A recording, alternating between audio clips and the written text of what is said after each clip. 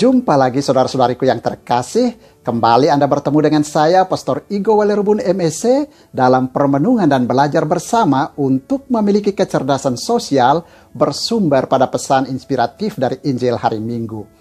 Minggu 20 Desember 2020, Minggu Advent keempat. Injil Lukas pasal 1 ayat 26 sampai dengan 38. Lukas mencatat, kata malaikat itu kepadanya, "Jangan takut, hai Maria, sebab engkau beroleh kasih karunia di hadapan Allah. Sesungguhnya engkau akan mengandung dan melahirkan seorang anak laki-laki, dan hendaklah engkau menamai dia Yesus." Seperti biasa, pertanyaannya adalah pesan inspiratif apa yang dapat kita ambil dari Injil hari ini sebagai bahan ajar kita dalam proses belajar untuk memiliki kecerdasan sosial. Saya seperti biasa juga membatasi diri untuk mengambil 3 pesan inspiratif saja. Bagi saya, pesan inspiratif pertama adalah kabar sukacita. Bunda Maria yang terkejut mendengar salam dari malaikat tentu ada rasa takut juga. Tetapi kabar sukacita peneguhan yang diberikan malaikat, sebab engkau beroleh kasih karunia di hadapan Allah. Dan seolah malaikat itu melanjutkan, sebagai buktinya yaitu engkau akan mengandung dan melahirkan seorang anak laki-laki. Kabar sukacita ini begitu mempesona. Tetapi yang luar biasa dari diri Bunda Maria adalah tidak cepat terbuai dengan kabar ini, karena secara real sebagai manusia, Bunda Maria sadar bahwa bagaimana hal itu mungkin terjadi karena dia belum bersuami.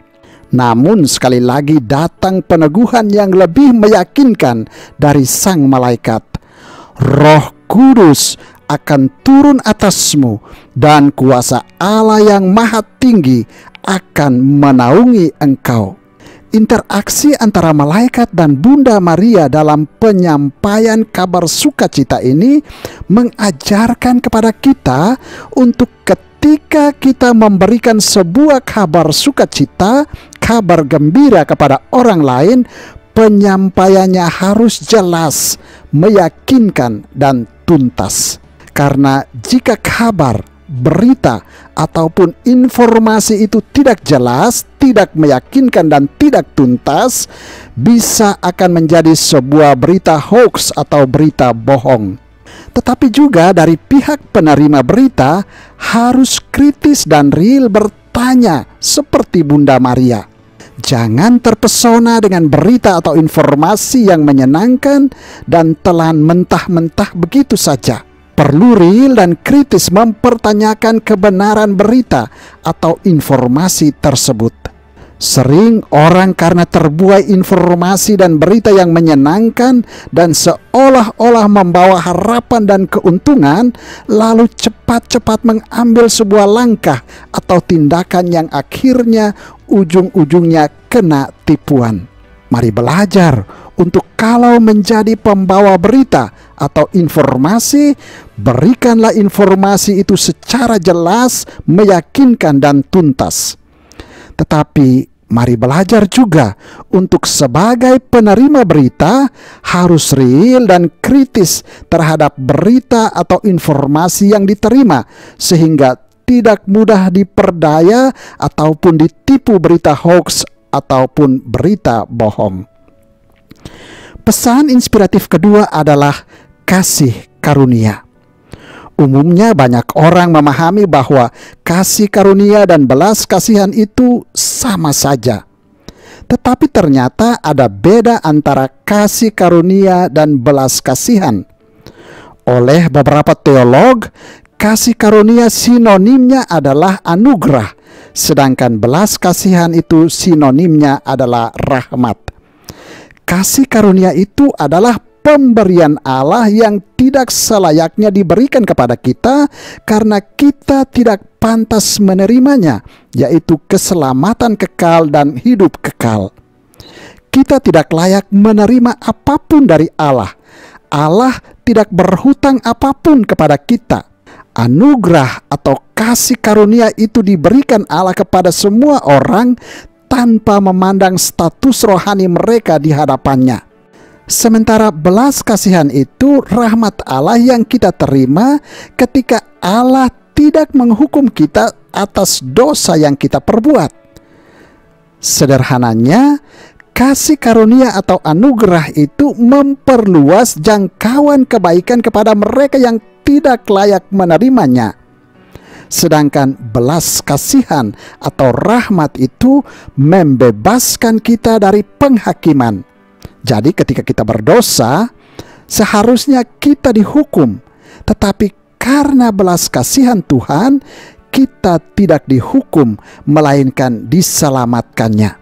Terhadap kasih karunia dan belas kasihan Allah yang luar biasa kepada kita ini, sikap iman kita adalah tersungkur, bersujud, menyembah, memuji, dan bersyukur kepada Allah sambil terus-menerus membangun tekad dan komitmen untuk melakukan perintah-perintahnya dan menjadi perpanjangan cinta dan pengampunannya bagi sesama kita. Di sini kita belajar setelah mengalami anugerah dan rahmat ini, kita menjadikan diri kita sebagai saluran, alat, sarana kasih karunia dan belas kasihan Tuhan dalam hidup. Artinya, belajar untuk mengasihi sesama manusia tanpa pandang bulu dan belajar untuk memaafkan dan mengampuni mereka yang bersalah kepada kita. Hal ini kita lakukan karena Allah sudah lebih dahulu mencintai dan mengampuni kita. Pesan inspiratif ketiga adalah model. Salah satu tokoh sentral di dalam Injil hari ini adalah Bunda Maria. Setelah Bunda Maria mendengar penjelasan dari malaikat, Bunda Maria berkata, "Sesungguhnya aku ini adalah hamba Tuhan, terjadilah padaku menurut perkataanmu." Ungkapan hati dan keyakinan Bunda Maria ini sungguh menjadi model kepasrahan dan penyerahan diri atas dasar keyakinan teguh akan penyelenggaraan ilahi Allah di dalam hidup. Suatu keputusan hati tanpa keraguan-raguan dengan keyakinan teguh. Dan kita tahu dari perjalanan hidup selanjutnya, Bunda Maria tetap setia, penuh komitmen pada pemenuhan kehendak Tuhan untuk dirinya, meskipun banyak tantangan dan cobaan, bahkan menyaksikan sendiri bagaimana putra terkasihnya akhirnya dibunuh. Namun Bunda Maria tetap berujar di dalam hatinya, "Aku ini hamba Tuhan, terjadilah padaku menurut perkataanmu." Bunda Maria menjadi role model, panutan utama kita dalam menata iman dan kehidupan beriman kita. Bunda Maria mengajarkan kepada kita untuk peka pada kehendak Tuhan dan mengambil keputusan tepat dan tegas untuk berkomitmen penuh dalam mengikuti kehendak Tuhan itu.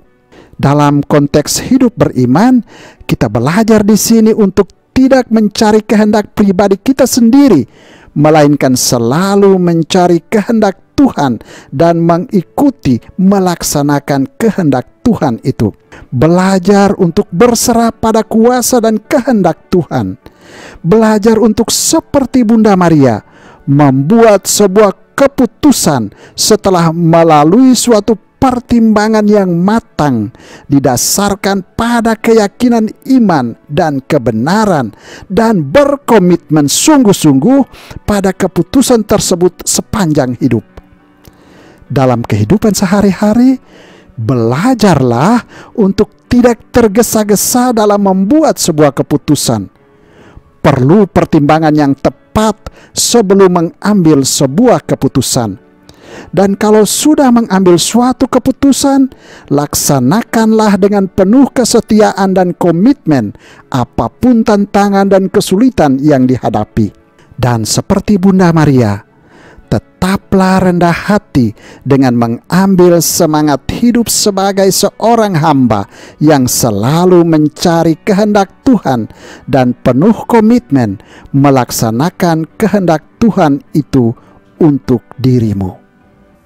Tuhan memberkati.